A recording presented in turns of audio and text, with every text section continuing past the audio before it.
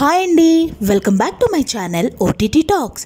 Previous ఎపిసోడ్లో మాల్విక ఇంకా ఆది మాట్లాడుకోవటం చూసాం. ఈ ఎపిసోడ్లో ఏమవుతుందో చూసేద్దామా? పదండి. ఇక ఆది వాళ్ళ క్లాస్మేట్స్ ఇంకొక పిల్లోడిని ఏడిపిస్తూ ఉంటారు. ఆది వాళ్ళ దగ్గరికి వెళ్ళి స్కూల్ లాస్ట్ డే కూడా మీరు ఈ పనులు మానరా అని అంటాడు. లాస్ట్ డే కాబట్టే మానట్లేదురా అని అంటారు ఫ్రెండ్స్. సర్లే కానీ మనం క్లాస్ ఫోటోకి లేట్గా వెళ్తే కోచ్ వ్యాస్ డిసప్పాయింట్ అవుతారు అనుకుంటూ వాళ్ళు అక్కడి నుంచి వెళ్ళిపోతారు. ఇక గ్రౌండ్లోకి వెళ్ళి దేవిప్రసాద్ అనే ఆయన్ని పిలిచి, మీ బాస్ ప్రమోట్ అవబోతున్నారు, నువ్వు అతని దగ్గర ఇంకా టిప్స్ ఎలా తీసుకుంటావు అని అడుగుతారు ఆ పిల్లలు. మీతో ఇలా మాట్లాడుతూ ఉంటే నా ఉద్యోగమే పోతుంది అనుకుంటూ దేవిప్రసాద్ అక్కడి నుంచి వెళ్ళిపోతాడు. ఓకే బాయ్స్, వర్షం పడేలా ఉంది, త్వరగా ఫోటోకి వచ్చేయండి అని అందరినీ పిలుస్తారు డీన్ వ్యాస్. అందరూ వస్తారు కానీ గ్రూప్ ఫోటోకి ఆది వాళ్ళ ఫ్రెండ్ నినాద్ మాత్రం రాడు. నినాద్ ఎక్కడా అని అడుగుతాడు మాలవిక. అని ఆది నాకు తెలీదు అని అంటుంది మాలవిక. అందరూ రెడీగా ఉన్నారా అని అడుగుతారు డీన్ వ్యాస్. సార్, నినాద్ ఇక్కడ లేడు అని అంటాడు మన ఆది. అలా అంటూ ఉండగానే నినాద్ అక్కడికి పరిగెత్తుకుంటూ వస్తాడు. నినాద్ పరిగెత్తుకుంటూ వచ్చి ఫోటోకి జాయిన్ అవ్వగానే అక్కడ ఉన్న పిల్లలు తన చేతిలో ఉన్న బుక్ లాక్కొని ఏడిపించడానికి ట్రై చేస్తారు.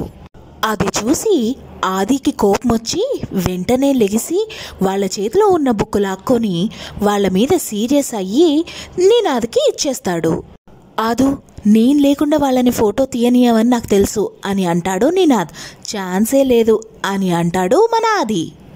ఇక ఆ ఫోటోతోటి ఫ్లాష్ బ్యాక్ నుండి బయటకు వచ్చేస్తాడు మన ఆదిరాజ్. ఇక నెక్స్ట్ డే మార్నింగ్ అక్కడ ఏరియా క్లీన్ చేయడానికి వచ్చిన మున్సిపాలిటీ వాళ్ళకి డీన్ వ్యాస్ ఇంటి నేమ్ ప్లేట్ మీద be aware of Dean Vyas ghost అని రాసుండటం కనిపిస్తుంది. వీళ్ళకేం పనిలేదు అనుకుంటూ ఆ నేమ్ ప్లేట్ మీద ఉన్నది క్లీన్ చేస్తూ ఉండగా మెల్లిగా గేట్ ఓపెన్ అవుతుంది. ఏంటిది అనుకుంటూ మెల్లిగా లోపలికి వెళ్తాడు ఆ మున్సిపాలిటీ అతను. లోపలికి వెళ్ళి చూడగా అక్కడ వేదాంత్ రాడ్ పట్టుకొని ఒళ్ళంతా రక్తంతో ఉండటం కనిపిస్తుంది మున్సిపాలిటీ అతనికి. పక్కనే చనిపోయి ఉన్న కుక్క పిల్లలు కూడా కనిపిస్తాయి. వాటిని చూసి షాక్ అయి నిలబడతాడు ఆ మున్సిపాలిటీ అతను. కొంచెం సేపటికి వేదాంత్ కళ్ళు తిరిగి అక్కడే పడిపోతాడు. వేదాంత్ని స్కూల్లో ఉన్న మెడికల్ డిపార్ట్మెంట్లోనే జాయిన్ చేస్తారు. అక్కడ వేదాంత్ని చూసి రకరకాలుగా స్కూల్ పిల్లలు మాట్లాడుకుంటూ ఉంటారు. వేదాంత్ పప్పీస్ని చిన్న చిన్న ముక్కలుగా కట్ చేసి చంపేశాడట అని ఒక పాప అంటే, నీకెవరో అబద్ధం చెప్పారు, వాడిని చూసావా, వాడొక పిరికి పందా, వాడెలా చంపుతాడు అని అంటాడు ఒక అబ్బాయి. వాడు కాదురా, వాడి ఒంట్లో ఉన్న డీన్ వ్యాస్ ఆత్మ చంపింది, వాడింకా ఎంతమందిని చంపుతాడో అని అంటుంది ఆ పాప.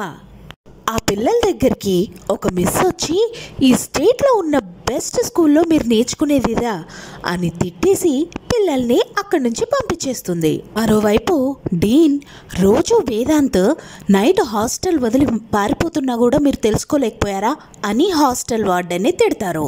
డీన్, రోజు ఆ పిల్లోడిని నేను చూసుకోలేక చాలా కష్టపడుతున్నాను అని అంటాడు వార్డెన్. ఈ స్కూల్లో ప్రతి ఒక్క స్టూడెంట్ సేఫ్టీ మన బాధ్యత. మిస్టర్ సిన్హా, అర్జెంటుగా కన్స్ట్రక్షన్ సైట్ని మూసేయండి అని అంటారు డీన్.